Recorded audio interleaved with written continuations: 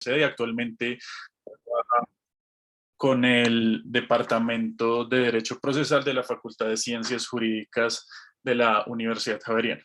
Por su parte, la doctora María Fernanda Sañudo es antropóloga, magíster en desarrollo rural y doctora en estudios feministas y de género, y pues actualmente ocupa el cargo de investigadora en el Instituto Pensar. Doctora María Fernanda, ahí, salud. Muchas gracias, Carlos Vergara, y bueno, muchas gracias a quienes se unieron a este conversatorio. Va a ser, les garantizamos que va a ser muy interesante y... Muchísimas gracias. Entonces, el objeto de este conversatorio es hablar frente a un tema que pues particularmente hoy creo yo tiene una incidencia bastante importante con los 5 años de la firma del Acuerdo de Paz, el cual es la relación entre los programas o medidas de reparación colectiva que actualmente se encuentran vigentes en Colombia, particularmente en el contexto del SNARIF, frente a los programas, digamos, territoriales o el orden territorial que fueron implementados en el acuerdo. Esto es muy importante ya que estos programas, como parte de la política de atención integral que se diseñó en La Habana, pues, digamos, han tenido o requieren una articulación relevante frente a las diferentes autoridades, por lo que vale la pena ahondar en ciertos puntos frente a cómo se ha dado esta articulación y si efectivamente ha sido útil y razonable. Entonces, nada, pues para empezar, quisiera pues plantear a los dos panelistas, a María Fernanda y a Marco, la siguiente pregunta. ¿Cómo se podría definir el proyecto de justicia transicional colombiano y cuáles son los desafíos que enfrenta este proyecto de justicia transicional? Bueno, voy a tomarme el atrevimiento de arrancar con esta pregunta. Quiero, pues primero que todo, agradecerle a Carlos David la presentación, saludar a quienes asisten hoy pues, a este conversatorio en el marco de un lugar que considero como una casa intelectual y donde también tengo grandes amigos, que es el Instituto Pensar. Y pues agradecerles por permitirnos estar hoy aquí hablando de estos temas, entendiendo que pues de alguna forma es el resultado de algunos procesos de investigación que hemos podido adelantar con María Fernanda y con Carlos David, y que pues nos tienen hoy aquí hablando de estos temas. Empezando por esa referencia simbólica tan importante que Carlos David ha planteado, que es la conmemoración de los 5 años de la firma de un acuerdo que pues es el hito, o es un hito para lo que justamente, y hablaré entonces de la pregunta, lo que podemos entender como proyecto de justicia transicional colombiano. Pues como sabemos todos, la justicia transicional es un campo de estudio y de acción interdisciplinario. Es un campo de estudio y de acción que es relativamente nuevo, pero que ha tenido una importancia fundamental en los últimos 70 años para no solamente la resolución de conflictos o digamos, la finalización de procesos donde ha habido dictaduras o regímenes autoritarios, sino que yo diría incluso para la determinación de esquemas de gobernanza global. Entendiendo la importancia que digamos, se ha venido dando a momentos de decisión social en los que se quiere responder de forma integral a lo ocurrido en circunstancias donde, como en conflictos o en regímenes autoritarios, se han desplegado distintos tipos de violencias, citando pues al profesor Galtung y sus estudios de paz, pues violencias que van desde el espectro de lo estructural hasta lo más directo, pero que en todo caso la justicia transicional ha venido desarrollándose como un campo, insisto, de estudio y de práctica, desarrollando respuestas concretas a esos fenómenos a partir de decisiones sociales. Y en el ámbito de ese fenómeno global de la justicia transicional, en el ámbito de ese proceso de intervención, para bien o para mal, de esquemas, digamos, de gobernanza en el ámbito de los estados-nación, pues Colombia resulta ser un caso que en este momento es, si se quiere, la tecnología de punta en el ámbito de la justicia transicional. Claro, todo el tiempo están dándose desarrollos en otros lugares, pero Colombia es visto por parte de la comunidad internacional, de la academia, de la sociedad civil internacional como un caso interesante. Y en el ámbito pues, de nuestro trabajo de investigación lo hemos denominado como un proyecto, entendiendo que detrás de lo que actualmente se está implementando, primero lo que pues, se acordó en La Habana luego de unos años de negociación, lo que se está implementando, pues hay unas dinámicas políticas muy claras que llevan a que ese proyecto pueda hacerse realidad, que tiene un entramado institucional que busca responder a los fines, a cumplir con los fines o los objetivos de ese proyecto, que son de un lado, por supuesto, la finalización de un conflicto de más de 60 años, pero por otro y probablemente más importante, la satisfacción de las expectativas de 8 o 9 millones de víctimas que dejó ese conflicto desde el ámbito de sus derechos a la justicia, la verdad, la reparación y la no repetición.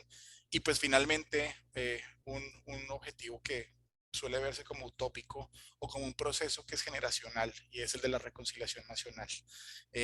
A partir de allí entonces pues vemos, o por lo menos nosotros, conceptualizamos la existencia de un proyecto consciente con todo ese entramado institucional, con esos elementos, esas dinámicas políticas y por supuesto cómo se ve reflejado esto en componentes muy concretos de atención o de satisfacción de los derechos de víctimas que a veces funcionan y que a veces no. Y por supuesto, cuando se hace un diagnóstico, como suele hacerse luego de un tiempo de implementación de este tipo de proyectos, pues las preguntas que surgen justamente están relacionadas con las razones por las cuales este proyecto, digamos, y su diseño ha sido o no efectivo para cumplir con esos objetivos de los cuales estábamos hablando. Es decir, cese de hostilidades, segundo, respuesta a las expectativas de las víctimas desde la perspectiva de sus derechos y finalmente pues esa idea de reconciliación nacional. Así pues que nosotros digamos que definimos ese proyecto de justicia transicional colombiano como el resultado de un proceso muy concreto que se puede rastrear eh, eh, por un lado. Y ese proyecto se rastrea desde pues, algunos antecedentes históricos, algunos momentos muy importantes, como ese momento en el que se reconoce por parte del gobierno de una administración específica la existencia de un conflicto armado y por supuesto al mismo tiempo empieza a desarrollarse con base en esa declaración tan importante un proceso de negociación político donde frente a, pues digamos, unas dinámicas militares agotadas, pues el camino tenía que ser la negociación para lograr generar pues lo que generó La Habana, pero también un hito importante que surge con ocasión de esa declaración de la existencia del conflicto y es la apertura del proceso de reparación administrativa de víctimas y de restitución de tierras con ocasión de la expedición de la ley 1448 del 2011, respecto de la cual también estamos pues celebrando este año los 10 años de funcionamiento, también es como otro momento importante y que permitió legitimar de alguna forma el diálogo político mientras se estaba empezando el proceso de reparación administrativa de las víctimas y de restitución de tierras. Entonces, ese proyecto, por un lado, lo podemos rastrear de forma muy concreta. Sin perjuicio de lo anterior, también uno puede decir que las condiciones de posibilidad que nos llevaron a pensar que a partir del año 2011 se pudo empezar a implementar este proyecto que en este momento estamos en plena implementación, también está relacionado con otros procesos de más larga data, unos procesos históricos muy importantes donde la sociedad civil, luego también la institucionalidad, pero sobre todo la sociedad civil, en lograr empezar a incorporar la justicia transicional en unas versiones tempranas importantes que originalmente pues, se enfocaron en terminar un conflicto, es decir, en buscar el cese de hostilidades, la desmovilización de los actores armados insurgentes o pues de autodefensas y su reincorporación a la vida civil. Lo que progresivamente fue evolucionando hasta que los derechos de las víctimas empezaron a moverse hacia el centro de lo que era la justicia transicional, hasta que pues digamos que tenemos hoy en día, luego de muchos ensayos y errores, intentos positivos, otros no tantos, pues un esquema que está, digamos, referenciado en las víctimas, y que es lo que estamos en este momento analizando en materia de implementación. Así que pues creería yo que ese es como el punto de entrada para la discusión que podemos tener sobre estos puntos. Marco, ahí quisiera preguntarle, pues, teniendo en cuenta el contexto de la adopción de mecanismos o esquemas de justicia transicional en Colombia, que pues han tenido diferentes, digamos, aproximaciones, ¿no? Históricas, políticas, sociales, y diferentes formas de, digamos, entrar a atender a las víctimas.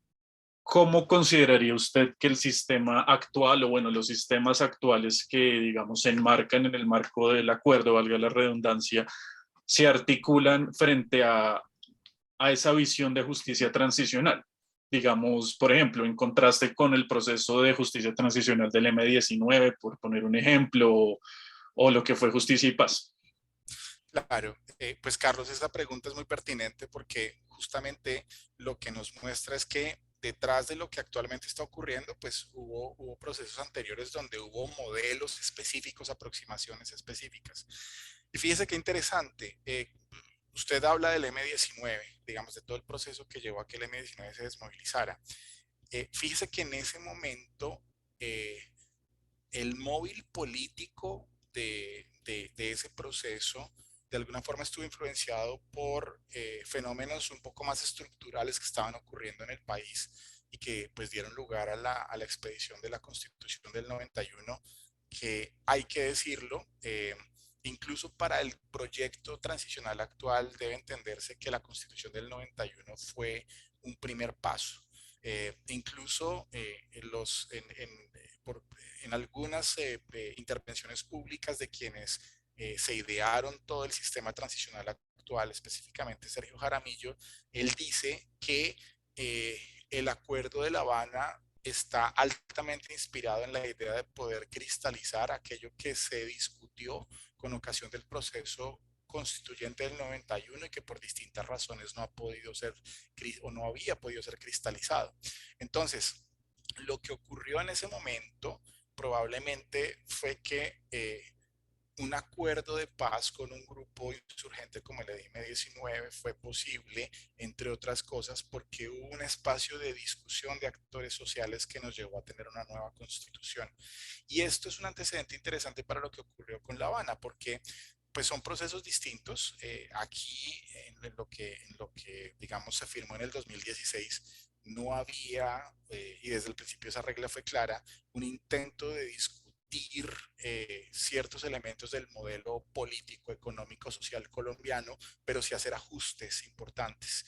Ajustes que en todo caso venían desde cosas que ya estaban incrustadas, incorporadas en el ordenamiento constitucional del país, insisto, desde el año 91, y que entonces, pues lo que ocurre con La Habana y lo que ocurre con el proyecto actual es que lo que se está haciendo es tratar de cristalizar cosas que ya estaban planteadas como objetivos generales para nuestro país, y pues también intereses públicos definidos para una nación que, pues como la nuestra, y una población que es diversa, que es multicultural, que afronta problemas históricos de desigualdad, de discriminación, y que entonces, digamos, la oportunidad surge para poder completar eso que por distintas razones quedó en ascuas.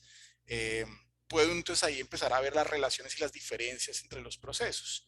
Eh, digamos que en el caso del M19 y el proceso que llevó a la Constitución del 91, eh, si bien hubo una formulación ideológica muy fuerte y una constitución, digamos que muy desarrollada en muchos aspectos, los medios de concreción quedaron en el aire. Eh, y entonces ahí, por ejemplo, vemos el contraste del otro proceso que usted mencionaba, que fue pues todo el proceso de justicia y paz con las autodefensas que se da en la década del 2000. Allí fíjese que la discusión de fondo no fue directamente la estructura misma, o más bien la concreción de ese instrumento constitucional, ni el análisis profundo de los modelos del país, sino que ahí sí que estuvo enfocado el tema a la desmovilización y la reincorporación de actores de autodefensa.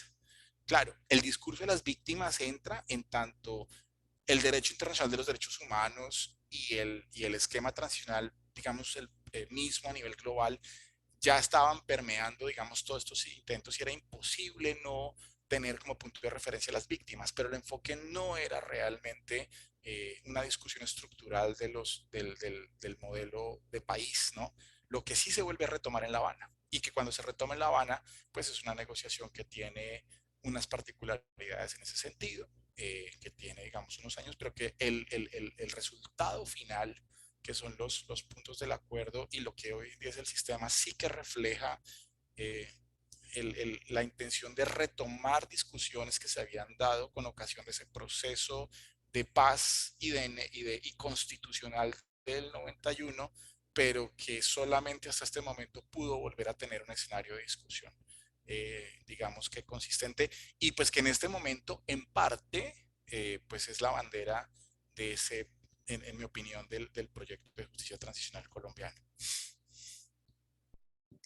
Muchas gracias, Marco. Creo que esas aclaraciones son pertinentes porque efectivamente la forma como nuestro ordenamiento pues ha, creo yo, constituido o establecido estos sistemas de justicia transicional que no solamente son referentes históricos tanto en el qué hacer como en el qué no hacer, digamos, para el sistema integral para la paz, pues es un punto relevante y sobre todo porque instituciones que hoy existen en ambos sistemas, particularmente el SNARIF, pues se deben articular con las instituciones del sistema integral para la paz. En ese entendido, quisiera preguntarle a Marco, ya que pues estamos hablando ahorita, paso a María Fernanda, desde la perspectiva del enfoque de la justicia restaurativa, ¿cómo la reparación colectiva puede fungir como una estrategia articuladora para la implementación de la oferta institucional transicional? Y creo ahí que antes de empezar, Marco, tal vez podría brindarnos un concepto de qué es la reparación colectiva, Claro. qué es esto, algunos antecedentes. Claro, Carlos. Y es que entonces aquí llegamos ya a diagnosticar el proyecto actual.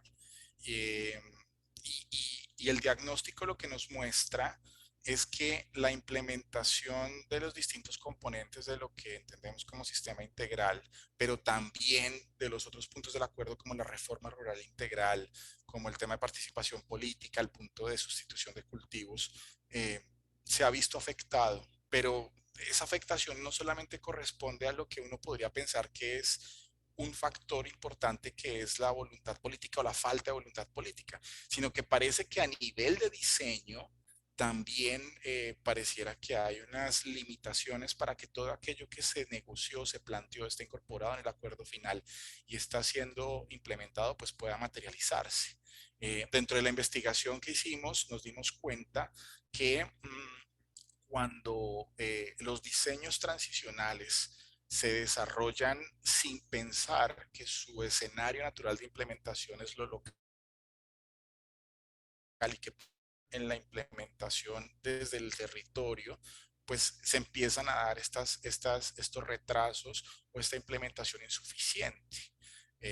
Y eso, digamos que empezó a ser la hipótesis a partir de la cual desarrollamos nuestra investigación, y nos dimos cuenta que si nos enfocábamos específicamente en el derecho a la reparación de las víctimas, que como decíamos anteriormente es uno de los componentes de la justicia transicional, probablemente pues, el componente respecto del cual hay mayores expectativas, podíamos rastrear justamente esas fallas del diseño institucional o de la oferta institucional transicional, entendiendo que la reparación es probablemente el punto de encuentro en el más claro entre, digamos que esa respuesta institucional llamada transición y las expectativas que tienen las víctimas.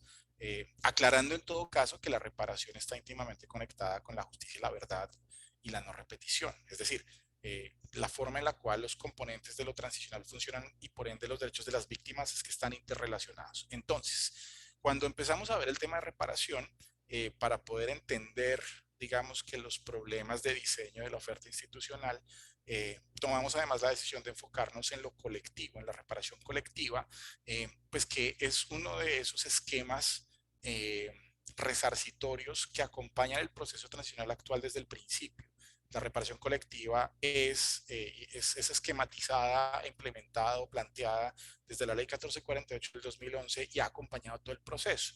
Y en el momento en el que se firma el Acuerdo de La Habana, en el cual la parte de reparación está incluida no como una institución particular, sino como medidas, que además son medidas que vienen desde la 1448, cuando se crea el entramado institucional de reparación, principalmente en materia de la unidad de víctimas y la unidad de restitución de tierras, pues claro, allí en ese momento nos damos cuenta que ese enfoque, digamos, esas dinámicas colectivas de reparación podrían ser no solamente la forma de diagnosticar los problemas de diseño, sino también de mirar qué tipo de soluciones pueden darse desde abajo, desde el territorio.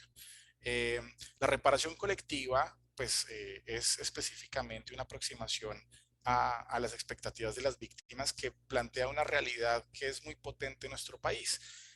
Las personas más afectadas por el conflicto primero están ubicadas en el territorio por las dinámicas, digamos, del conflicto. Pero entonces, además de eso, el elemento comunitario, el elemento social, eh, de esas víctimas mayormente afectadas es un elemento muy importante por dos razones. Primero, porque ese elemento caracteriza a quienes se vieron afectados. Y segundo, porque uno de los grandes daños que generó el conflicto fue justamente la ruptura de todas esas dinámicas sociales, esas dinámicas comunitarias.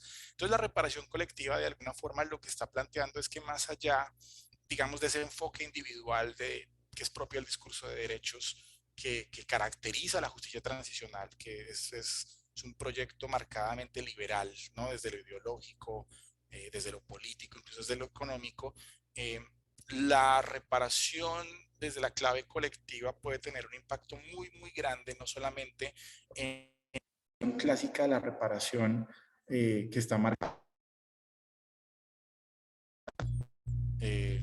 Marco, se está cortando. Me fui un momento, sí, perdón, pero creo que ya estoy. Sino que también pues, puede ser un elemento definitorio en materia de otros derechos. La integración de la reparación con la verdad, con la justicia, con la no repetición y con otros esquemas propios del modelo transicional colombiano que no hacen parte del sistema integral mismo, pero por ejemplo con todo el tema de reforma rural integral, de desarrollo alternativo y pues todo el tema de PEDETS. Entonces, simplemente a lo que quiero llevar planteando esto es que nuestra hipótesis es que la oferta institucional transicional, que es toda esa suma de instituciones, de procesos, de acceso a bienes y servicios que representan la visión del proyecto en materia de derechos de víctimas, tiene unos problemas de implementación y creemos que la solución a esos problemas de implementación, a ese diagnóstico, implica probablemente que la integración de todos esos elementos se puede dar en el territorio y desde la perspectiva de la reparación colectiva y de los sujetos de reparación colectiva, que digamos hasta allí no voy a llegar porque esos terrenos los conoce mejor mi compañera María Fernanda, pero que creemos que desde ahí pueden empezar a darse respuestas para poder mejorar la respuesta institucional transicional que pues hace parte de lo que estamos viviendo actualmente. Muchísimas gracias, Marco.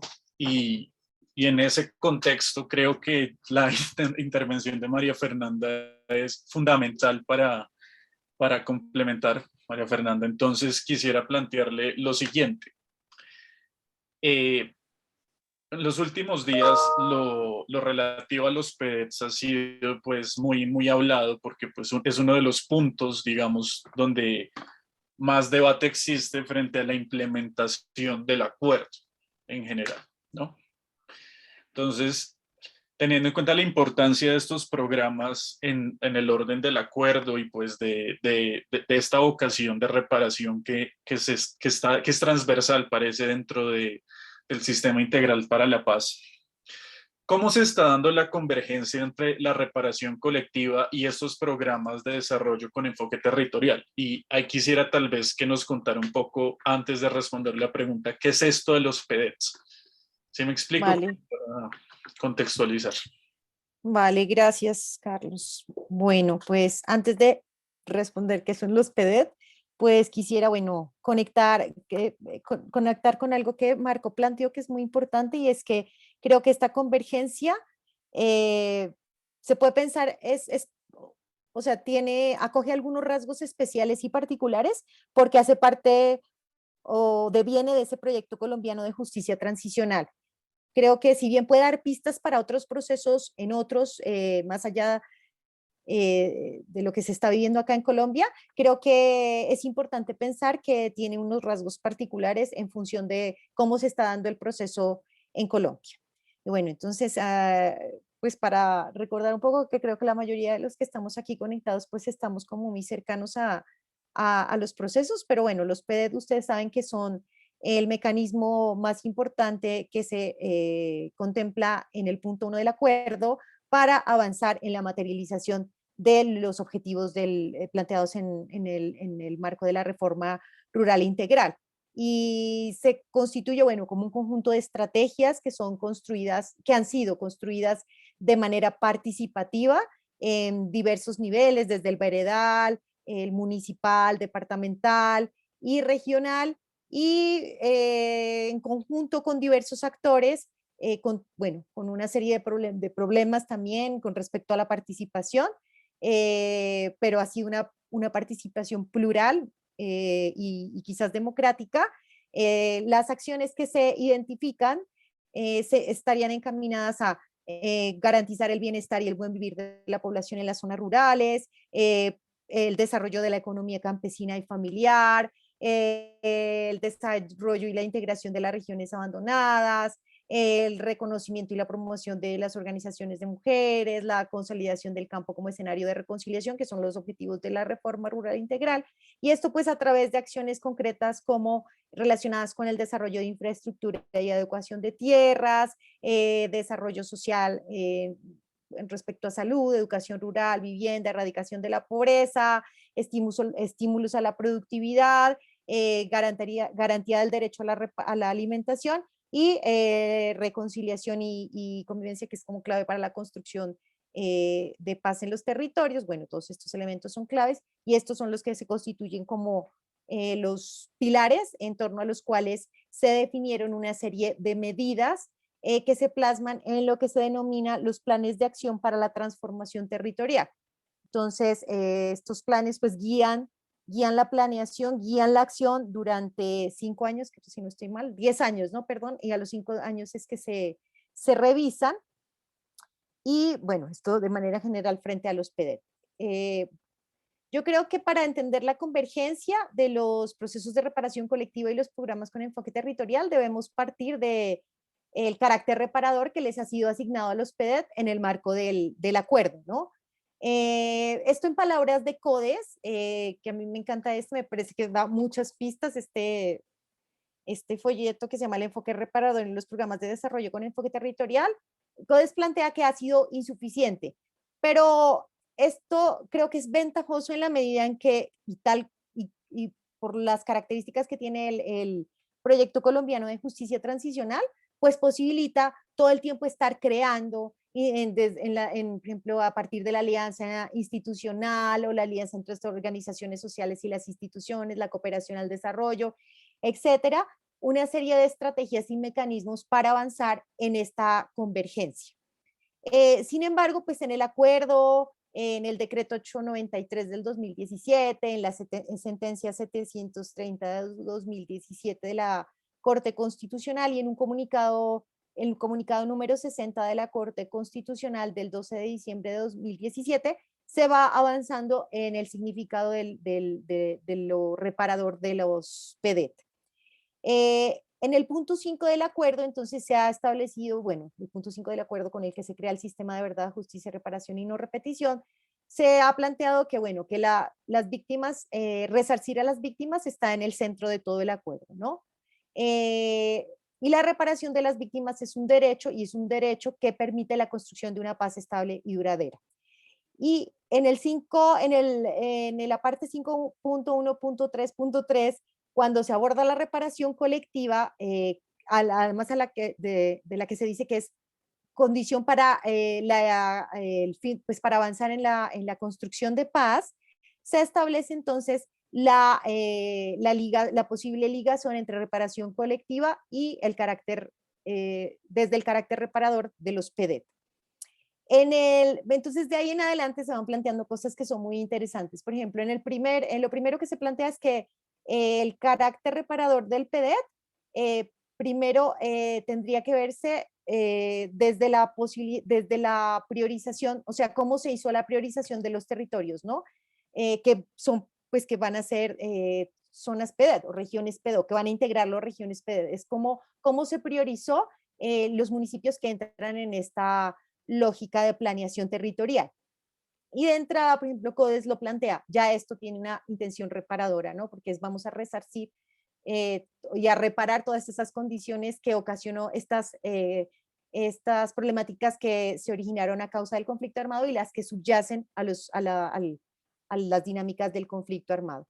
Y lo que plantea es que entonces esta intención reparadora que está desde la priorización debe permear todo el tiempo la implementación. Y en este sentido dice, bueno, la implementación del PDD a partir de los planes de acción para la transformación territorial, pues debe tener un carácter reparador. Y también CODES lo plantea, que eso no lo dice directamente, no se dice directamente en el acuerdo, pero lo plantea, y es que la participación plural, la gran participación que hubo en la construcción de PEDETs, con todas las tensiones y problemáticas y limitaciones que pues se presentaron en el proceso, pero ya de entrada nomás posibilitar toda esa participación, esa masiva participación, ya es reparador. Y nosotros en el campo de la investigación que realizamos, pues vimos que esto es reparador en la medida en que posibilita pensar cómo se desestructuró lo colectivo y cómo esta acción de participación masiva y plural puede ayudar a reparar lo colectivo, ¿no? Eso colectivo que se dañó, que no es solamente lo que pertenece a una específica vereda, sino que lo colectivo va de la vereda o sea, escalarmente pues puede ser mucho más amplio, y además cómo esto colectivo recoge también todos esos legados históricos, organizativos de los territorios. Entonces, por ejemplo, el caso que nosotros trabajamos fue en el Caquetá, y lo que vimos es que obviamente, claro, todos estos procesos de participación a nivel veredal, después nivel municipal, pues recogía toda el andar de las organizaciones que se fueron conformando desde la colonización, que fueron mutando, desestructurándose y reestructurándose en el marco del conflicto armado y con la firma de los acuerdos. Entonces, esto para nosotros fue como muy diciente, como entender que el ejercicio reparador, el ejercicio participativo era de entrada reparador. Y bueno, además en el punto 5 del acuerdo, en lo que se establece sobre la convergencia, sobre el carácter reparador, es que el carácter reparador puede tener sentido a través de la convergencia con la política de reparación. Y sugiere principalmente como dos vías, ¿no? La primera es que me parece a mí fundamental, pero cuando nosotros hicimos el estudio no vimos esto, o sea, me parece que este es un tema que hay que explorar, si se está dando en el país, y valdría la pena, bueno, como nosotros vamos a hacer una propuesta de línea de investigación sobre las perspectivas críticas de las transiciones, podría ser una de nuestras apuestas investigativas. Y es que en el punto 5 se establece que se deben crear planes de reparación colectiva con enfoque territorial, que sí, le da un vuelco, bueno, sí, yo sí creo que le da un vuelco a la reparación colectiva en la medida en que no está pensando el territorio como un atributo sobre el que es necesario conversar para hacer el diagnóstico del daño, perdón, que es necesario visibilizar o considerar para hacer el diagnóstico del daño y de ahí las medidas. Lo que se está estableciendo es que el territorio se vuelve central para entender el daño,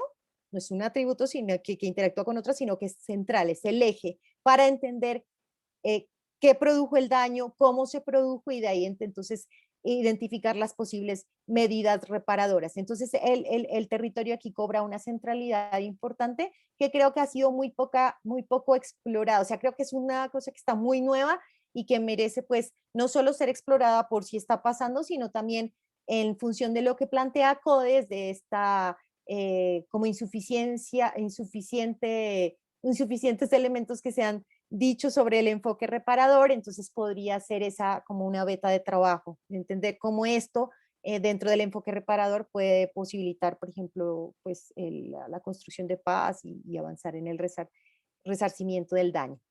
En este nivel quisiera citar a Marta Salazar de CODES, que bueno, plantea que entonces se está hablando de una dimensión territorial de la reparación y que como eje de la vida colectiva, como un proceso de reconfiguración en el marco del conflicto armado. O sea, no es entender el territorio como algo que venía, quizás cambió y ahora hay que pensarlo, sino como un proceso de reconfiguración permanente, que en el marco del conflicto armado pues fue muy reconfigurado, por ejemplo, porque en muchas zonas fue eje del conflicto, fue eje de disputas entre los actores armados y porque sigue siendo muy relevante para pensar el posconflicto, o sea, para pensar la reactivación del conflicto en ciertas zonas del país, ¿no? Entonces, Marta nos plantea que se debe constituir en eje del diagnóstico y de la construcción de las medidas, al igual que el enfoque de género y el enfoque étnico. Lo que plantea es que esta es una nueva modalidad, lo que se plantea es que es una nueva modalidad de reparación colectiva que está centrada en la identificación de daños colectivos en zonas con altos niveles de victimización, como son las zonas PEDET, los territorios PEDET. Sin embargo, lo que plantea es que para que esta modalidad de reparación se materialice en los PEDET, se debe incorporar entonces directamente se deben incorporar planes de reparación colectiva con enfoque territorial en los PEDETs. Y estos planes entonces de reparación colectiva con enfoque territorial tienen unas medidas específicas que debe acoger los PEDET. Lo que les digo, esto es muy nuevo y no sé, en el trabajo que nosotros hicimos no vimos la convergencia desde esta mirada, ¿no? Esto podría ser muy interesante de explorar. Y lo segundo que plantean es que lo que nosotros sí vimos que estaba sucediendo es que en los planes de acción para la transformación territorial, bueno, lo que dice el acuerdo es que se deben articular con las medidas que se están contemplando en los planes integrales de reparación colectiva. Los planes integrales de reparación colectiva es lo que se define después de surtir una serie de etapas con los sujetos de reparación colectiva. La primera etapa es la de identificación, la segunda etapa es alistamiento, la tercera etapa es el diagnóstico del daño, que se determina, bueno, cómo fue el daño, en qué niveles fue el daño, después se identifican las medidas y se construye el plan integral de reparación colectiva. Entonces, lo que se está planteando y lo que está siendo viable en los territorios es que estos programas de acción para la transformación territorial estén articulándose con estas medidas que están contempladas en los PICs, ¿no? Y esto pues porque se contempla que es una medida para hacer eficiente el uso de los recursos, una medida de coordinación, de armonización institucional, etcétera, etcétera. Frente a esto, por ejemplo, en un estudio que hace la Procuraduría General de la Nación sobre un balance que hace de la ley 1448, centrándose en la reparación colectiva, muy interesante, sacan en el 2020, han identificado que de 381 sujetos de reparación colectiva que se encuentran, se han identificado que de la totalidad, perdón, de sujetos de reparación colectiva que se encuentra, que están en el país, 381 se encuentran en los municipios PEDET. Y de estos 381, 70 se encuentran implementando sus planes integrales de reparación colectiva. Y lo que encuentra, que es muy interesante, lo que encuentra la Procuraduría es que de 1000 acciones que tienen estos planes integrales de reparación colectiva, son coincidentes con 762 iniciativas de los planes de acción para la transformación territorial. ¿Qué quiero decir? Que cuando en el nivel veredal, municipal, departamental, se van identificando y priorizando las medidas, algunas de las medidas, como por ejemplo una medida, no sé, a ver, una medida típica de reparación colectiva es, por ejemplo, formar una cooperativa para reconstruir el tejido económico. Entonces, estas medidas pueden estar apareciendo en los, también estar siendo coincidentes con lo que se establece en los planes de acción para la transformación territorial. Y esta convergencia lo que estaban viendo es que se está dando en todos los pilares, que es interesante. En nuestro caso lo vimos más en algunos pilares que en otros, pero aquí lo que está estableciendo la Procuraduría es que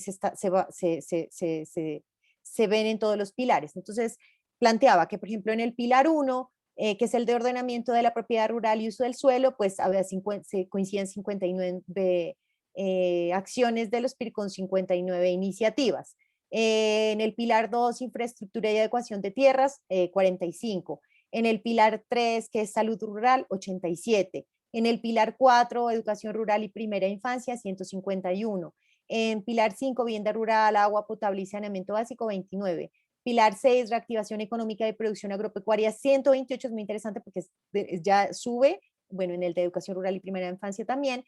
En el pilar 7, sistemas para la garantía progresiva del derecho a la alimentación, 21, y en el pilar 8, que es reconciliación, convivencia y construcción de paz, 242. Claro, la coincidencia tiene que ser alta porque, como lo voy a explicar ahora más adelante, por los cambios que se sucedieron a nivel de la, de la, de la sí, de la manera como debían construir o las medidas que debían estar en los planes integrales de reparación colectiva. Entonces, muchas de estas medidas se centran en esto, en la reconciliación, convivencia y construcción de paz. Entonces, por eso el mayor número de coincidencias.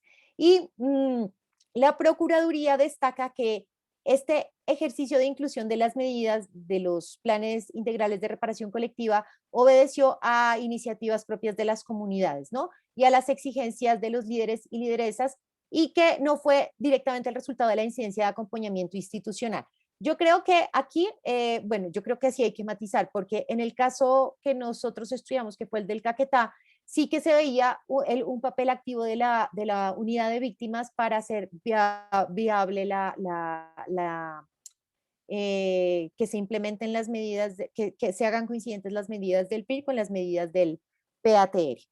En este estudio del que les hemos venido hablando, que hicimos con Marco, Carlos, David y yo, en el departamento del Caquetá, en el que pues nos enfocamos en comprender directamente cómo estaban convergiendo las dinámicas de los PEDET con las de la reparación colectiva, observamos que en la construcción participativa de los planes de acción para la transformación territorial, en todos los niveles, ¿no? Veredal, municipal, departamental, lo que estaba pasando con las iniciativas es que primero se estaban plasmando iniciativas que contribuían a producir las condiciones para avanzar en los procesos de reparación colectiva.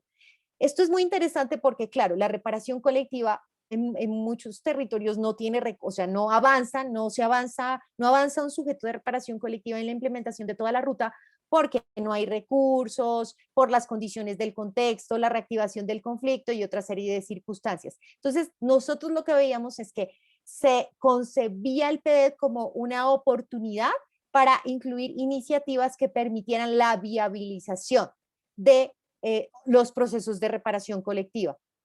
Como aquí, por ejemplo, podemos ver que la participación de los sujetos de reparación colectiva en los PART, o sea, participaron sujetos de reparación colectiva con planes diseñados que estaban en implementación o que estaban en diseño, pero también incluía aquellos que estaban en las primeras fases de la ruta, en identificación, alistamiento y caracterización o diagnóstico del daño.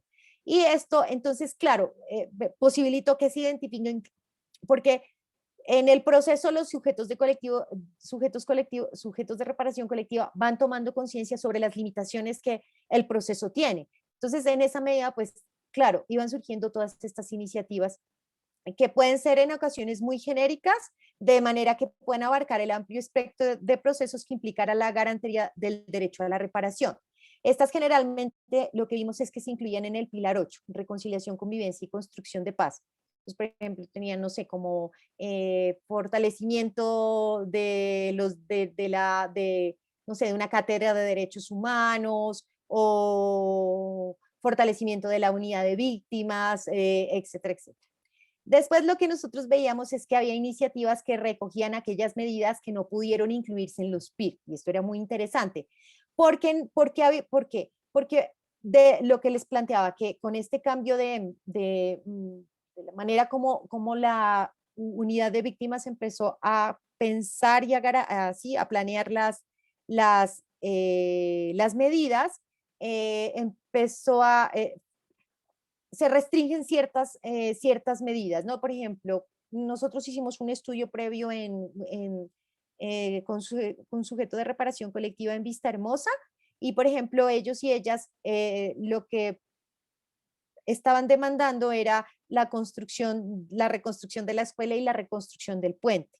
Entonces, para ellos era muy claro que eso era necesario porque con eso se iba a resarcir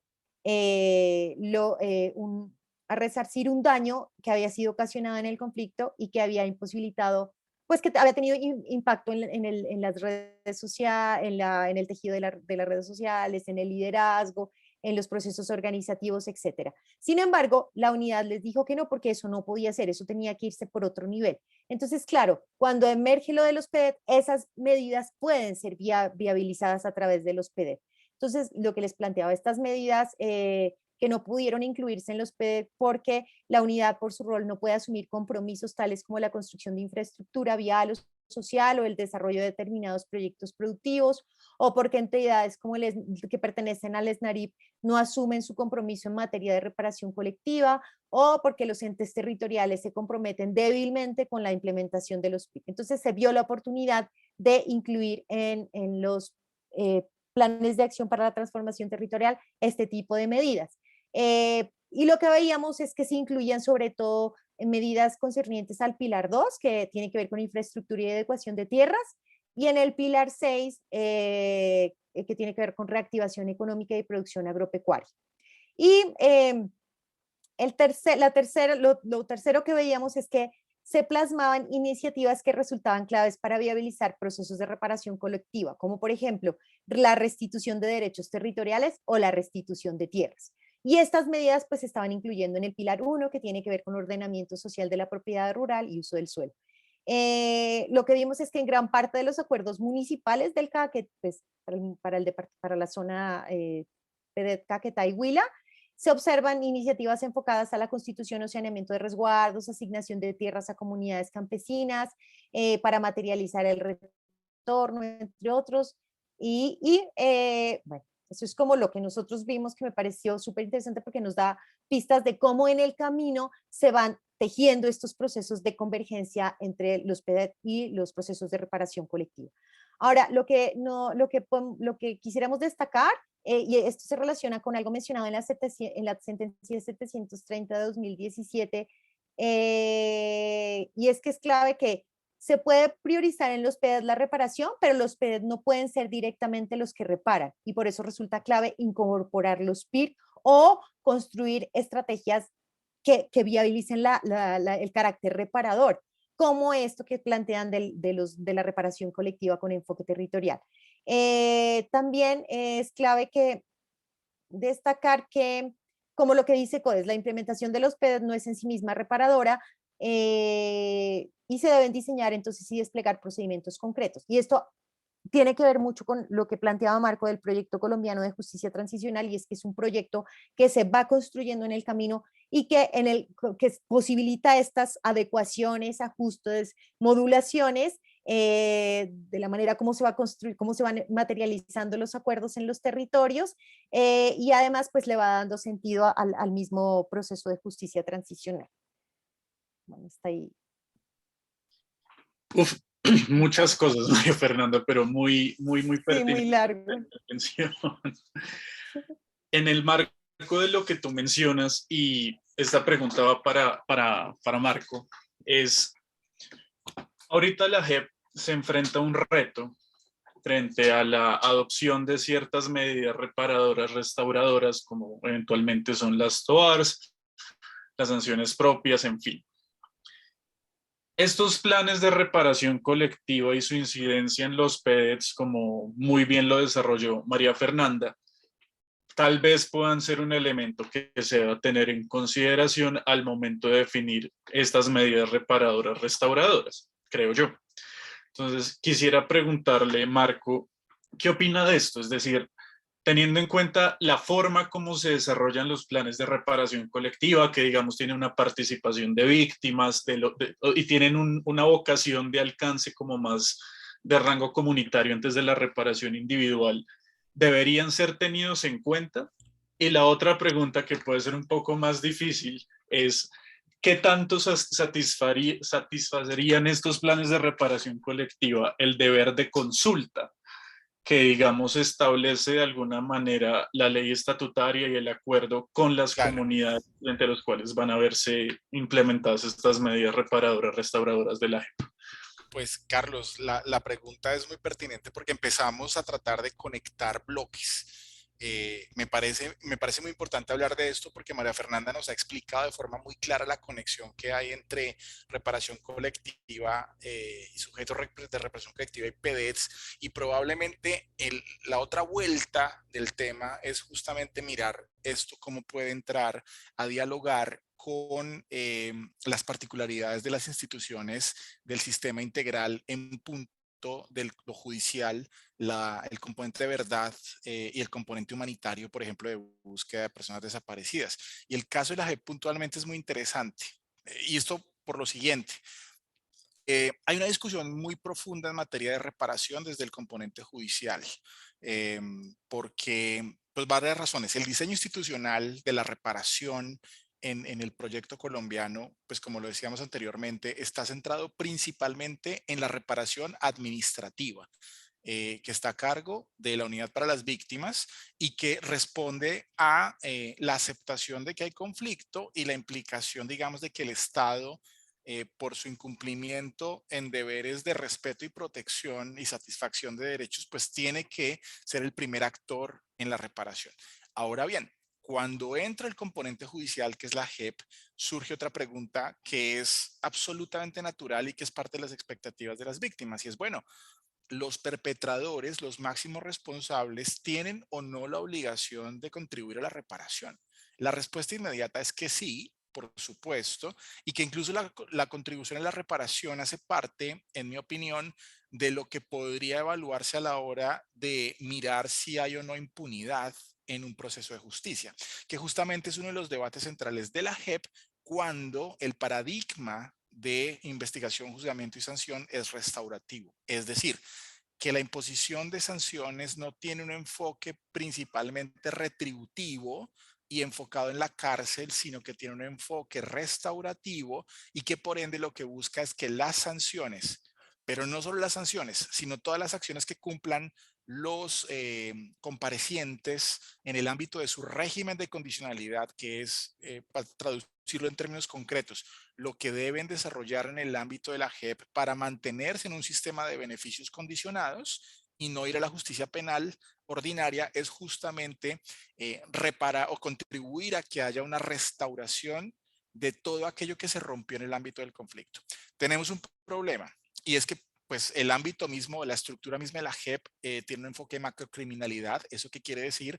Que se rompe la lógica tradicional de los casos individuales y que lo que se busca aquí es crear grandes casos a través de los cuales la función principal de la JEP es investigar, juzgar y sancionar responsables, no reparar.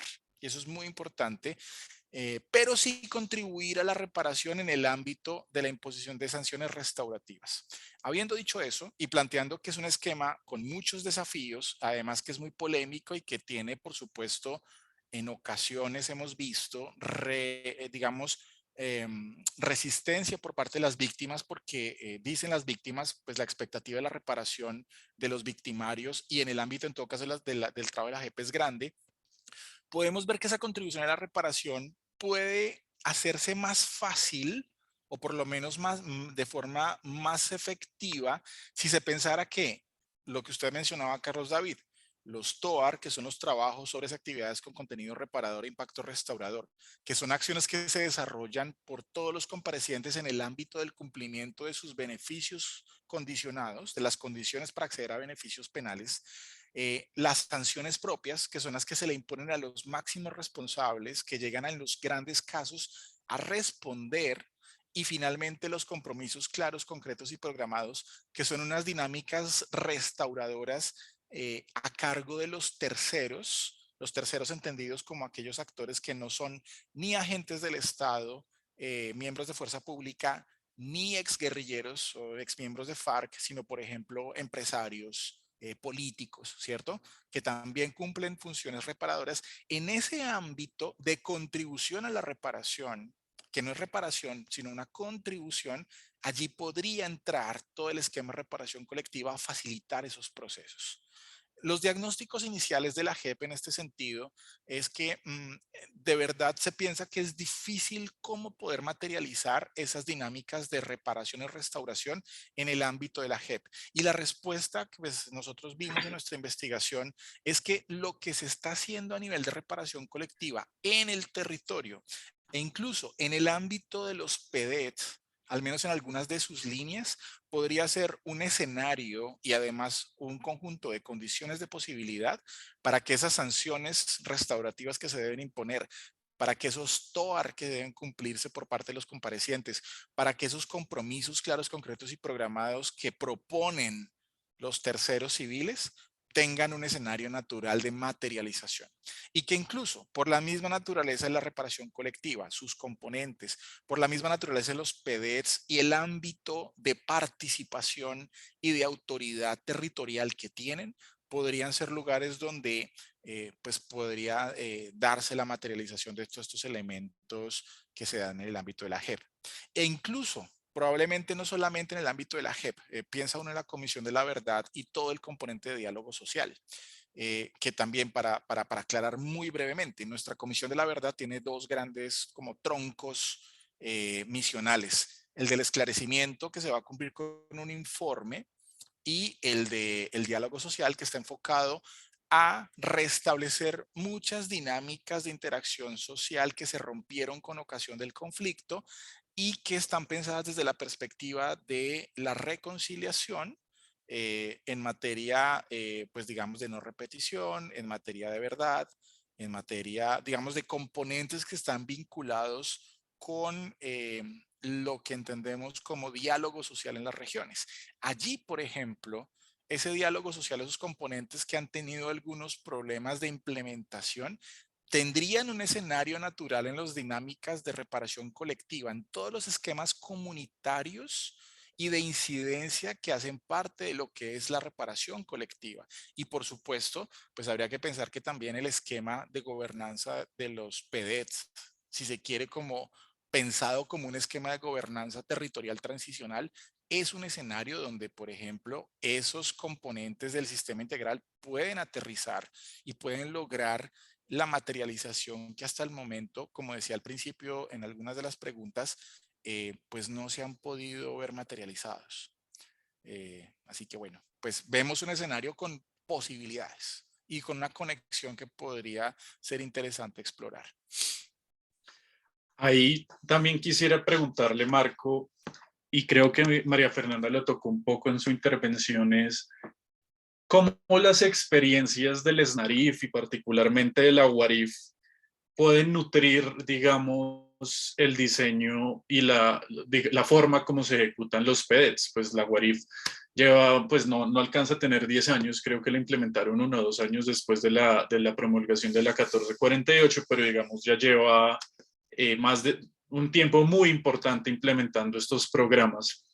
Entonces, ¿cómo se podría articular eso? Y ahí también le reboto la pregunta a María Fernanda frente a los alcances y limitaciones de la convergencia en estos programas. Es decir, al volverse un tema de oferta institucional y de capacidad, que pues eso tiene consideraciones presupuestales, de personal, de capacidad de seguimiento, no solo frente a las autoridades que integran, por ejemplo, el SNARIF, sino también entes de control, articulación con entidades locales, departamentales. a María Fernanda es ¿cuáles son las limitaciones? Entonces repito las dos preguntas. A Marco, ¿cómo se podría, digamos, tomar la experiencia de la UARIF y de las demás autoridades del SNARIF al momento de aproximarse a los PEDs? Y a María Fernanda, ¿cuáles son estas limitaciones y particularmente frente al concepto de oferta institucional? Entonces, no sé, ¿quién quiere empezar?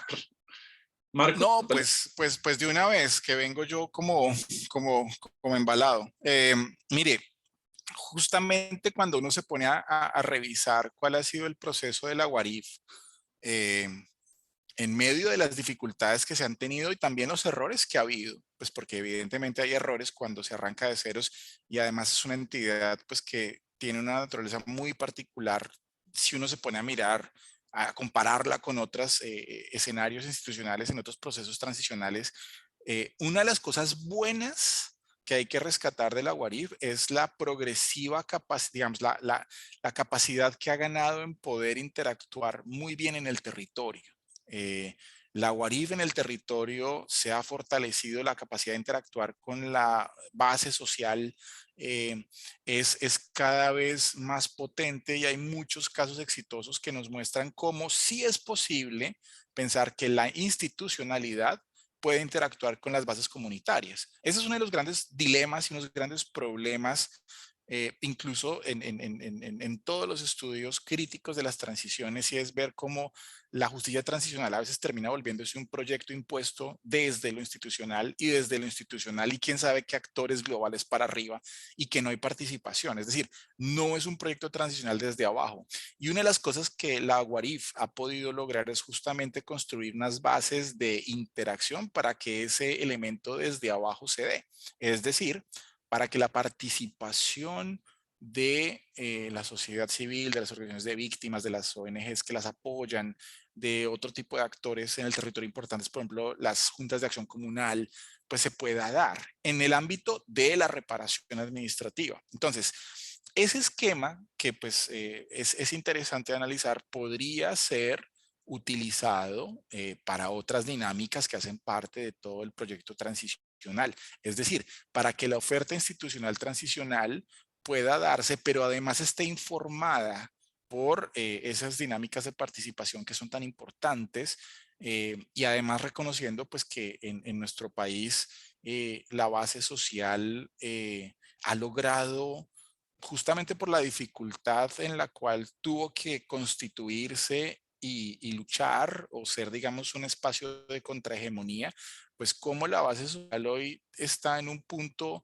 de madurez importante y que tiene mucho que aportarle a la comprensión y la implementación del proyecto transicional. Entonces, yo creo que ese ejemplo concreto de la UARIF es un aspecto a mirar en los territorios, o sea, cómo terminan las oficinas de la UARIF a nivel territorial, pudiendo ser unos actores bien importantes en la implementación de lo transicional y no solamente en la reparación, sino en otras cosas, porque además con María Fernanda nos dimos cuenta de una cosa en la observación que hicimos en Caquetá, y es el rol de la UARIF en el territorio es súper importante para integrar además a las otras instituciones.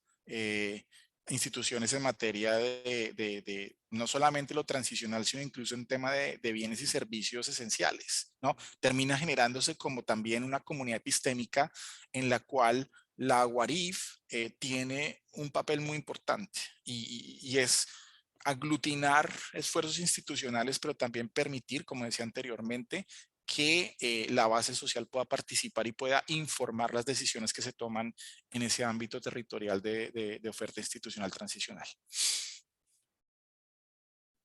Muchas gracias, Marco. María Fernanda.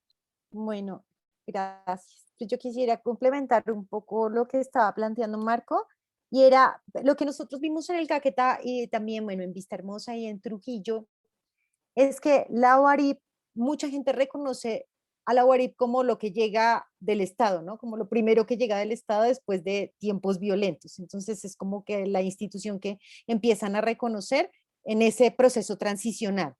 Y entonces, claro, se ancla en y la manera, bueno, la manera, las lógicas mismas de la construcción del diagnóstico del daño, del reconocimiento del sujeto de reparación colectiva. Entonces implica movilizar una serie de dinámicas comunitarias que la legitiman más en el territorio. Entonces, era muy interesante, por ejemplo, en Trujillo ver cómo las personas ni siquiera era la UARIP en sí, la unidad, ¿no? Sino más las personas, ¿no? Y creo que también eso lo vimos en el Caquetá y en Vista Hermosa, y es como, sí, como personas particulares que empiezan a tener un papel muy importante en el proceso de construcción de la reparación colectiva, que va más allá de hacerla, de cumplir con los pasos de la ruta, ¿no? De hacer las cosas que se tienen que hacer. Y por ejemplo, en el Caquetá, frente a esto que me llamó muchísimo la atención, es que la UARIP está frente a la incorporación, por ejemplo, del enfoque de género, todos los enfoques diferenciales, ¿no? Y sobre todo el enfoque étnico. Y es que estaba haciendo un esfuerzo enorme por traducir. Bueno, no solo traducir, y no traducir de un lenguaje a otro, sino traducir en dinámicas, traducción epistémica de las lógicas de la ley 1448, de lo que implica toda la reparación colectiva, del decreto 4800 y los otros decretos que contemplan lo étnico, sino que además adecuaba, o sea, lo que nos decían es que nosotros tenemos unas metodologías determinadas, pero cuando vamos a terreno, estas metodologías no sirven.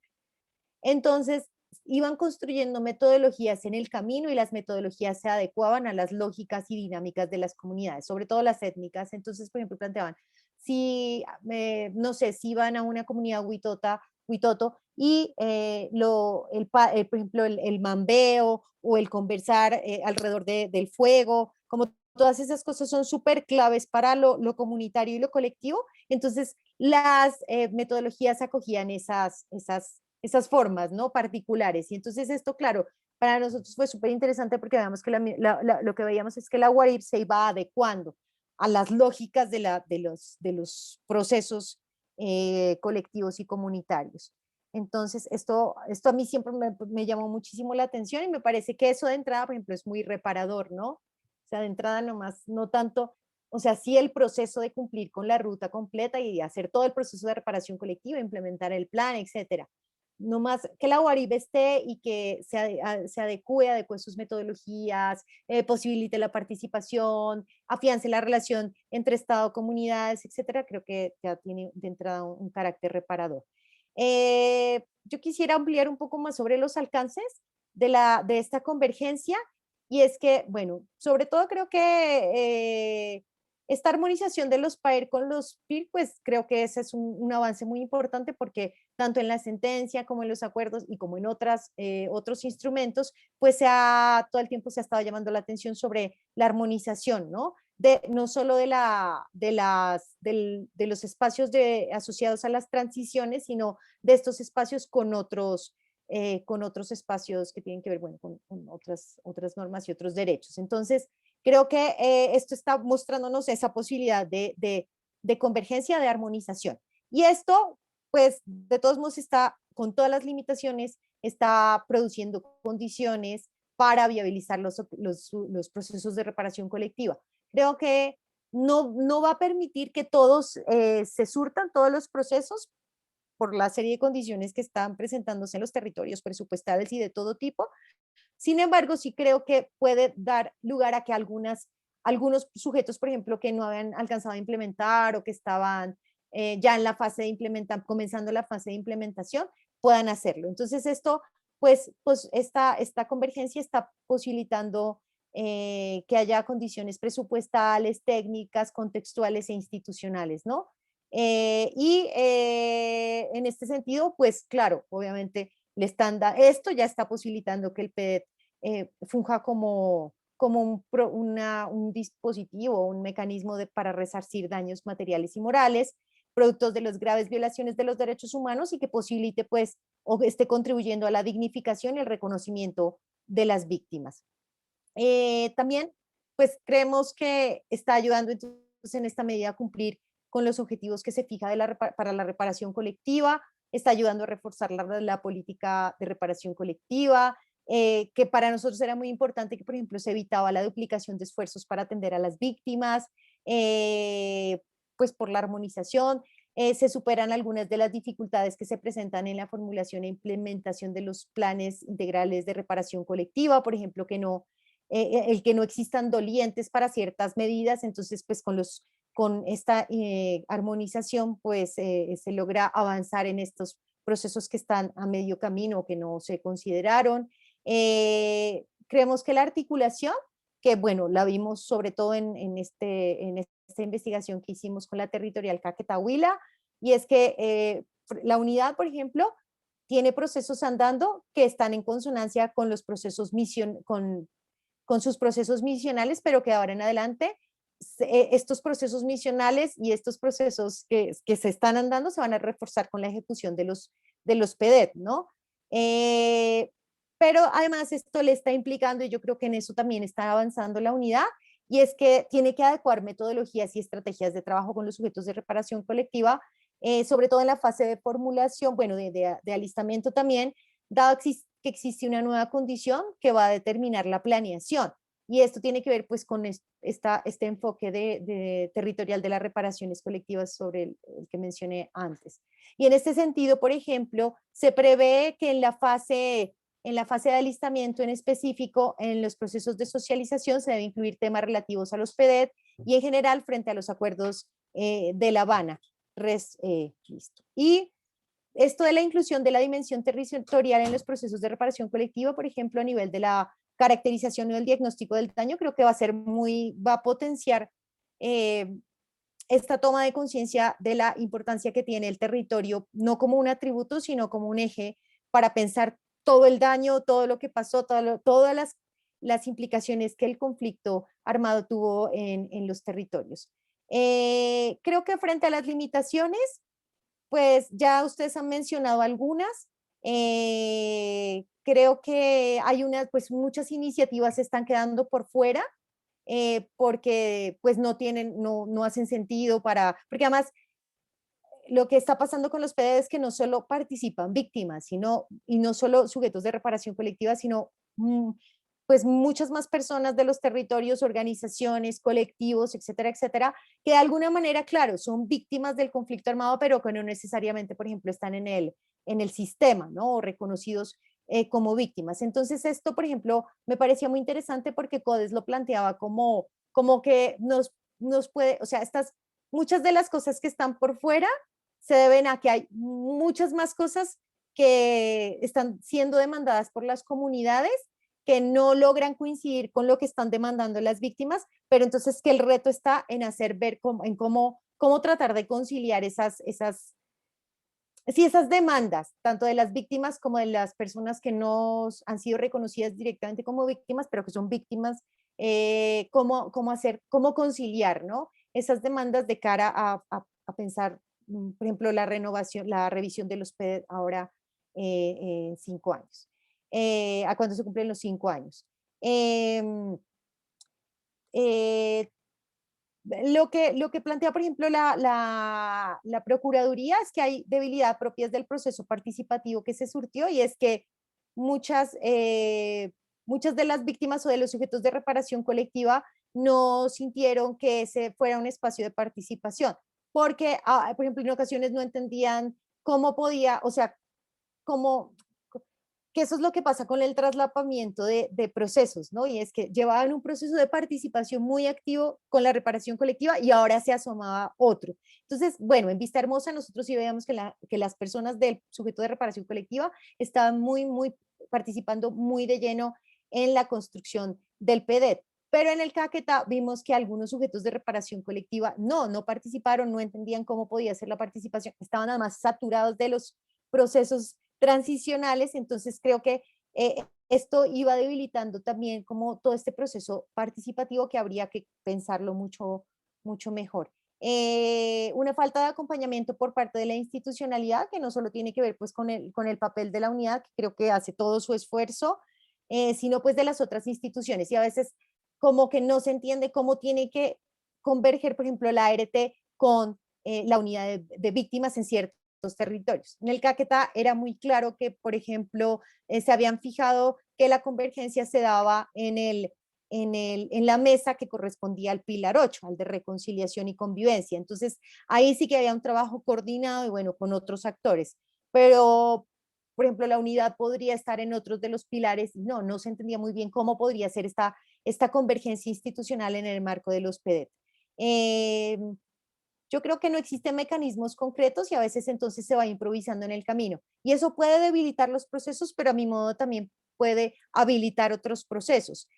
Pero son otros procesos que a veces no son registrados por lo institucional, que quedan invisibles, pero que están, pues, que están moviendo las dinámicas en los territorios y que están de verdad contribuyendo a esa convergencia.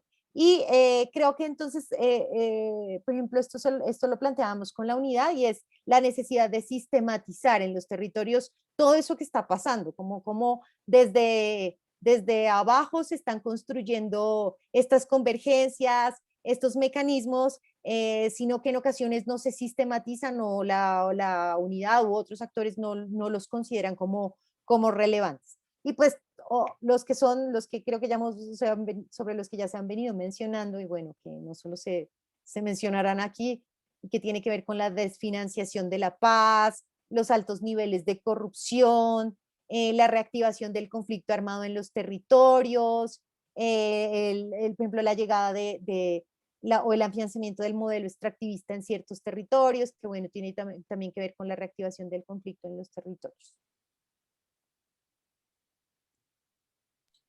Muchas gracias, María Fernanda. De los asistentes nos plantean 2 preguntas, entonces las voy a poner en consideración de ustedes y el que se anime, pues las responden. Y después yo tengo una pregunta también para ustedes, entonces empecemos por la primera. Andrea Rudling, me disculpo si el apellido lo pronuncié mal. Adriana. Adriana, perdón. Dice lo siguiente. Quisiera preguntar una cosa sobre futuros conflictos. La justicia transicional busca acabar con un conflicto, pero la forma como se ha dado y como se ha planteado genera riesgos para el futuro.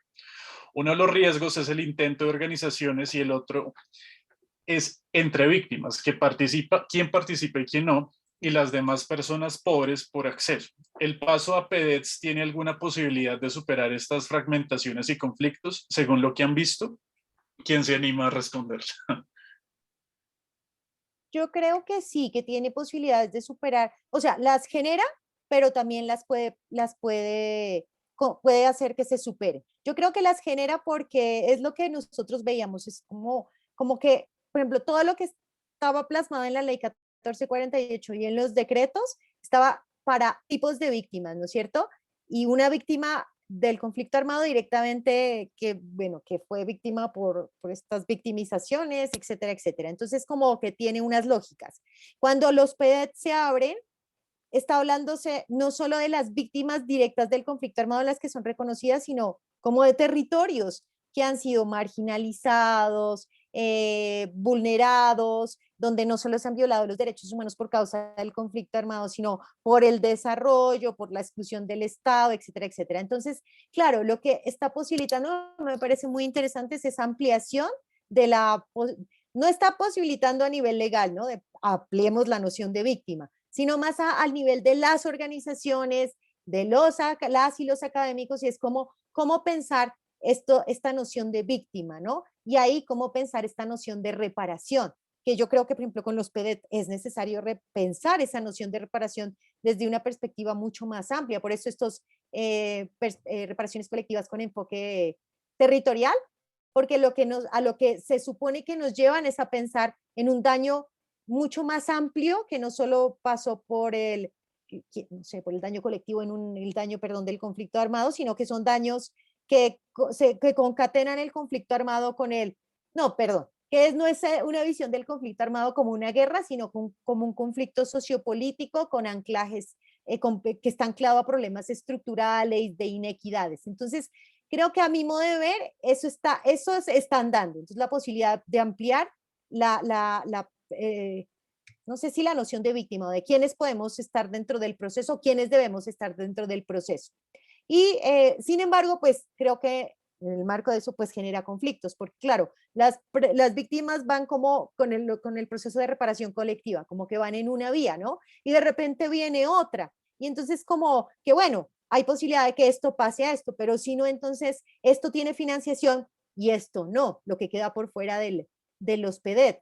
Entonces, como que eso también está generando una serie de conflictos que es necesario revisar. Ahora, a mí me parece que aquí es clave pensar esta tensión sobre la que han llamado la atención como desde Grave y otros, y sobre las tensiones entre desarrollo y reparación o entre Claro, políticas sociales. ¿Hasta claro. dónde va la política social? ¿Hasta dónde va el desarrollo? ¿Y dónde va la reparación?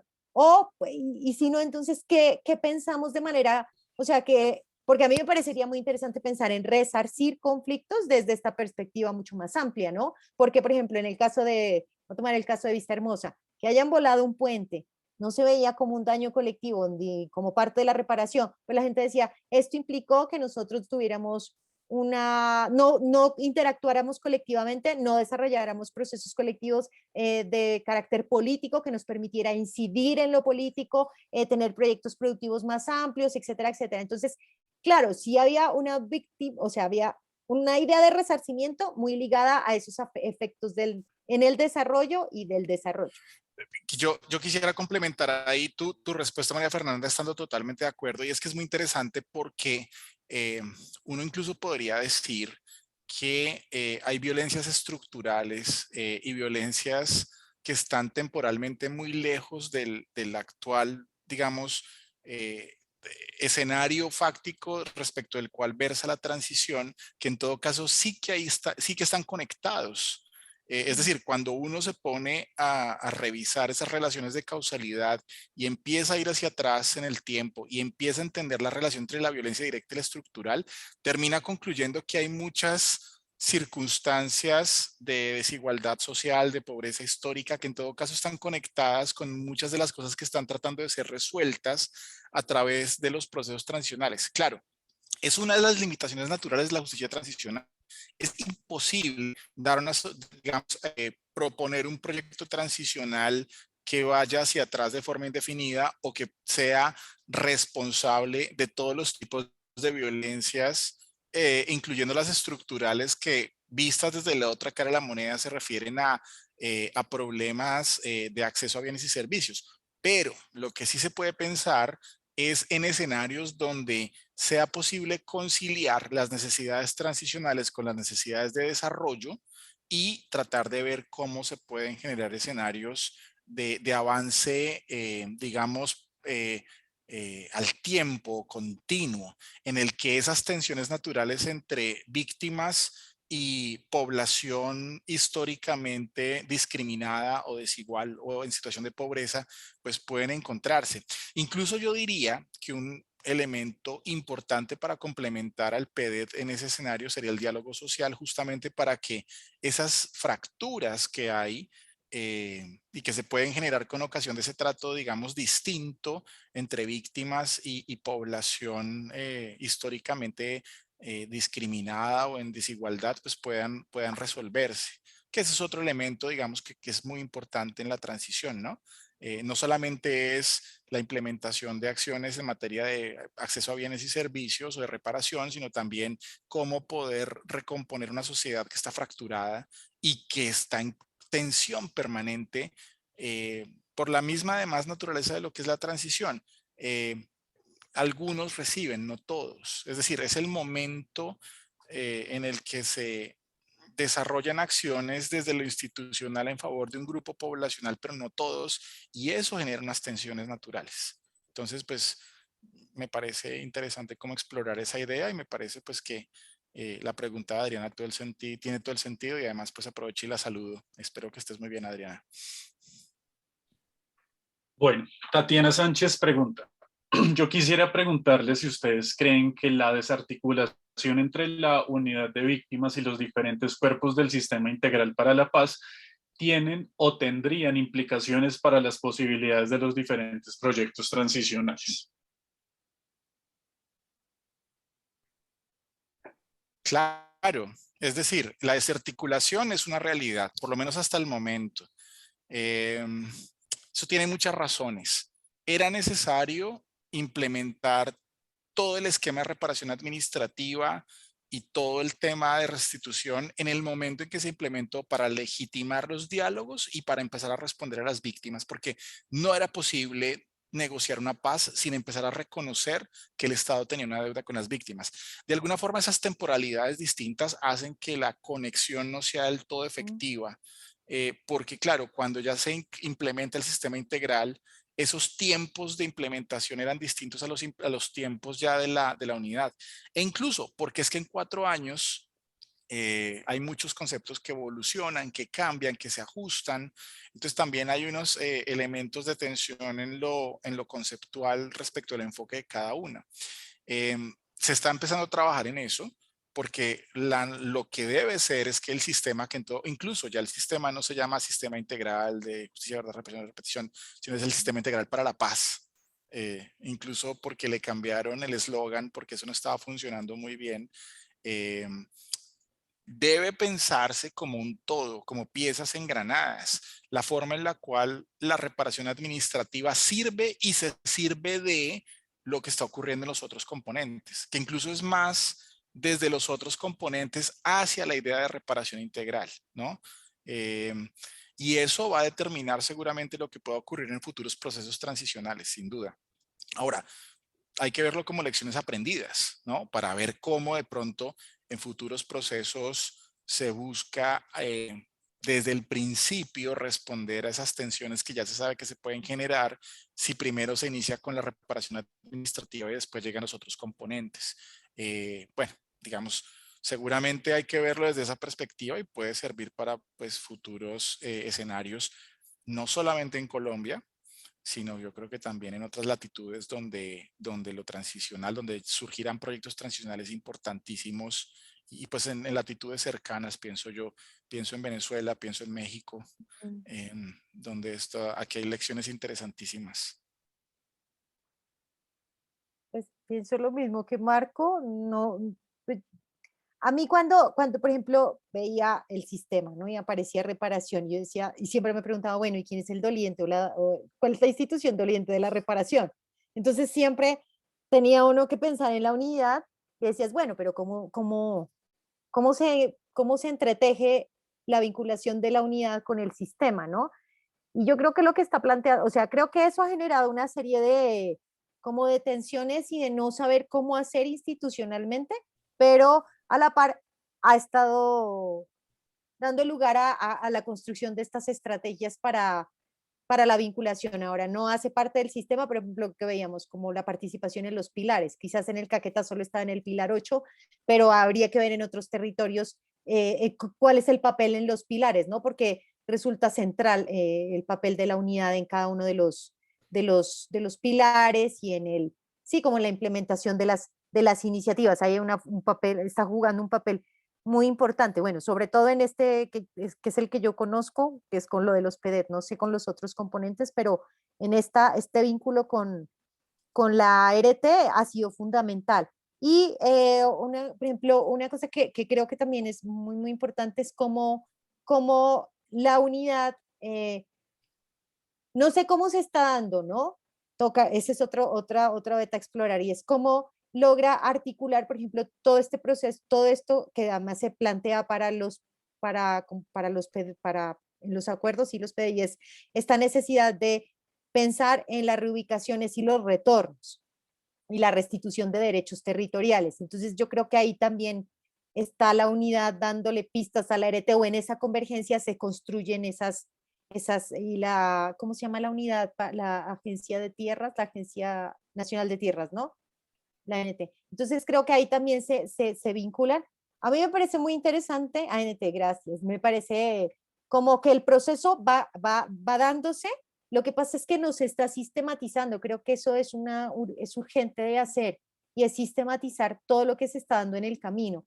Por ejemplo, no sé, Marco, si estoy mal y era la Procuraduría fue la que nos invitó a esa charla para pensar cómo se Sí, estaban dando los procesos. la Sí, era la Procuraduría, Procuraduría, ¿no? así Y es. era, también tenía esa preocupación, bueno, a nivel JEP, pero yo creo que a nivel estatal está esa preocupación, creo que se han ido dando cosas, pero no las conocemos. Yo creo que es necesario sistematizar y a nivel de la unidad también sistematizar cómo he estado acercándose la unidad a todos estos procesos de construcción de paz a partir de los acuerdos y de la puesta en marcha del sistema. Muchas gracias, María Fernanda. Y bueno, quisiera terminar, bueno, y antes agradecer a las preguntas de Hay los... una pregunta de Oscar, esa no es. Perdón, sí, qué pena, no había visto. Entonces, Tranquilo. Oscar Hernández les pregunta, ¿cómo se están documentando los aprendizajes? Por ejemplo, el rol de la UARIP en el terreno, construyendo de abajo hacia arriba con las víctimas. ¿Cómo puede ayudar a otros procesos como la construcción de los PEDETs? Yo creo que es lo que, o sea, hay conciencia como de la construcción de abajo hacia arriba y del papel de la UARIP que está teniendo en esta construcción, por ejemplo, de paz desde abajo, pero no se están sistematizando. O sea, la UARIP no tiene tiempo para sistematizar, o sea, apenas tiene tiempo para cumplir con sus misiones, entonces, o sea, no hay manera, o sea, no tiene ni recursos ni tiempo para sistematizar. Entonces, claro, esto se lo están delegando a otras, pues a la cooperación al desarrollo y a la cooperación internacional. Yo me acuerdo que cuando fue lo del Caquetá, había quien estaba interesada en hacer eso era el Consejo Noruego para Refugiados, pero vino la pandemia, entonces eso se cayó. Entonces creo que habría que ver cómo se está haciendo el proceso de sistematización, pero para mí todavía no es muy aparente, o sea, no es muy visible. No sé, Marco, si tú lo has visto, pero no está siendo muy visible. Y No, creo que la unidad debería, o sea, lo que pasa es que sí, realmente no tienen tiempo ni recursos como para ponerse en esas, pero yo creo que los aprendizajes de la unidad, ¿no es cierto, Marco? Han sido impresionantes, o sea, así es, impresionantes. sí. Y creo que esta gente puede aportar a seguir pensando cómo debe hacerse la Es que, transición en los es que territorios. hay memoria Sí. institucional muy interesante. Ahí sí hay que mirar como algo positivo que se hayan implementado, que hayan empezado a trabajar antes, porque durante mucho tiempo la transición estuvo a cargo de la unidad. Y no solo en temas de reparación. Poco a poco el concepto de reparación fue evolucionando a partir de las necesidades territoriales más que desde Sí. lo que desde arriba se imponía, y empezaron a darse procesos en los que la reparación empezó a verse también como justicia, como verdad, como temas de reconciliación. Entonces, y no había pensado en esto, María Fernanda, creo que se me acaba de ocurrir estando pensando en lo que tú dices. La evolución de la entidad en lo territorial se dio por la necesidad de una transición integral en el territorio mientras el sistema llegaba. Y entonces por eso es tan importante la unidad en el territorio, porque en muchos momentos terminó desplegando un concepto tan amplio de reparación que permitió empezar a integrar otras medidas equiparables a los otros derechos de las víctimas. Ujú. Y ese es el punto de conexión de pronto más claro con el sistema. Yo creo que ahí, bueno, yo creo que este es un tema para investigar, bueno, puede dar a cosas bien interesantes. Sí.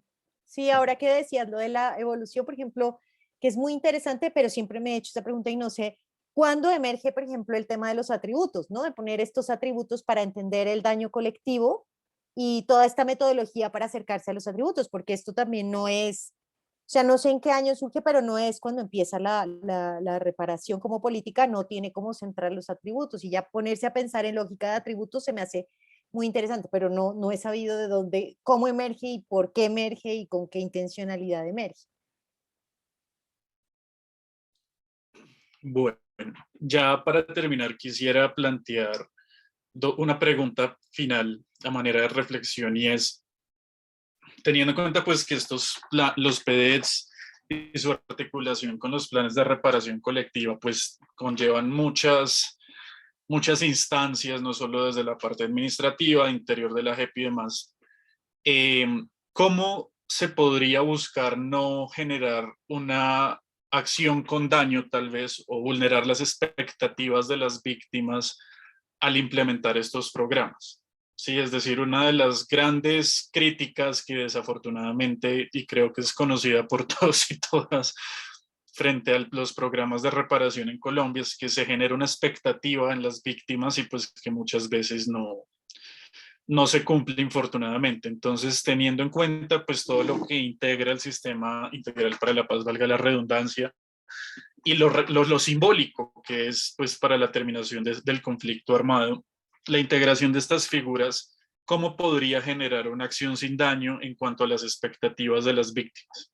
A manera como de reflexión final. No sé si alguno o alguna se quiere animar. Es una pregunta difícil, perdón.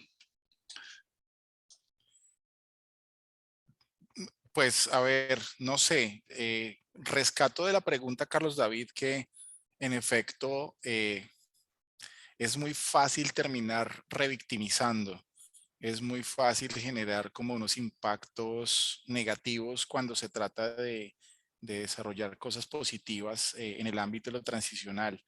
Yo creo que detrás de eso es importante siempre pensar en temas de planeación, por un lado, porque pues se trata de proyectos de gran envergadura que requieren acciones de planeación importantes que consideren los impactos, pero también, por supuesto, que siempre pensemos que detrás de esto hay seres humanos, las víctimas son personas, las comunidades, y entonces siempre va a ser muy importante antes de cada intervención desarrollar unos estudios importantes para entender las particularidades de lo territorial, de modo que esa implementación de oferta institucional transicional se desarrolle reconociendo eso y respetando muchas cosas que no son iguales en toda parte y donde hay unos riesgos que hay que dar cuenta, ¿no?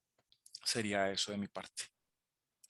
Sí, yo veo muy difícil que no haya acción sin daño porque, no sé, por todo lo que está pasando, ¿no? Por el mismo sistema, cómo funciona, el sistema del Estado, la relación con las comunidades. Creo que la acción sin daño, no, o sea, no generar expectativas nunca va a dejar de ser porque, por ejemplo, lo que veíamos con la UARIP, la unidad, es que, claro, llega el Estado, estás excluido, todo excluido y bueno, las comunidades excluidas todo el tiempo, entonces llega alguien a quien le puedes pedir todo, todo, porque siempre ha habido exclusión, no ha habido programa, nada, entonces llega y tienes que volcar todo lo que puedas en esa institución que llega, entonces me imagino que no solo pasa con la unidad, sino con restitución, con los programas, etcétera. Entonces pasa porque eso. Entonces, claro, como las entidades tienen unas funciones particulares, unos roles puntuales y no tienen recursos, ni nada más tampoco a veces quieren como resolverlas, pues no hay la intencionalidad política para resolver, la voluntad política, perdón, para resolver, entonces nunca va a dejar de haber daño. Dejaría de haber daño si funciona el Estado, si funcionan las políticas, ¿sí? Si de verdad funcionan los PEDET, porque es que los PEDET tampoco están funcionando. Los PEDET, si funcionaran, serían maravillosos, ¿no es cierto? Estarían resolviendo todos los problemas de desarrollo y las brechas, cerrando las brechas, pero no hay plata, se roban la plata, la debilidad estatal, tampoco al Estado le interesa superar esas condiciones de marginalización social históricas, no sé. Entonces yo veo que es muy difícil mientras esté este estado de cosas como está. Bueno, no, muchísimas gracias por esta última reflexión y en general por todo lo que se ha tratado. Creo que efectivamente la implementación de los PEDETs y la articulación con las diferentes instancias es bastante retador, pero pues pese a las limitaciones que claramente tiene esto, como mencionaba Marco, creo que siempre se debe pensar como que el efecto real, creo yo, del acuerdo se mide en territorio, ¿no? Y que finalmente todo es alrededor de las víctimas y creo que ese es el foco que todos y todas podríamos estar de acuerdo, buscan, digamos, atender todas estas instituciones. Entonces, nada, pues agradecerles a los participantes, a quienes plantearon las preguntas, por supuesto a Marco y a María Fernanda por el espacio. Y nada, cuando salga la investigación hablo por todos que estaremos atentos a sus observaciones, que fue un trabajo muy interesante y muy chévere para hacer. Entonces, donde también reconocemos su trabajo, Carlos David. Sí, Usted también sí, tuvo sí, un rol muy Carlos. importante, entonces creo que todos celebramos esto y esperamos poder difundir resultados muy pronto. Agradecer a los participantes y pues por supuesto de nuevo al instituto pues por abrir esta oportunidad para que pudiéramos presentar pues estos resultados y discutir un poco estos temas. Y gracias, Carlos David, por la moderación, por las Sí. preguntas, por armar el debate y la reflexión. Muchas gracias. Y gracias, Lilia, y a los participantes y a Marco por este feliz diálogo. noche. Hasta luego.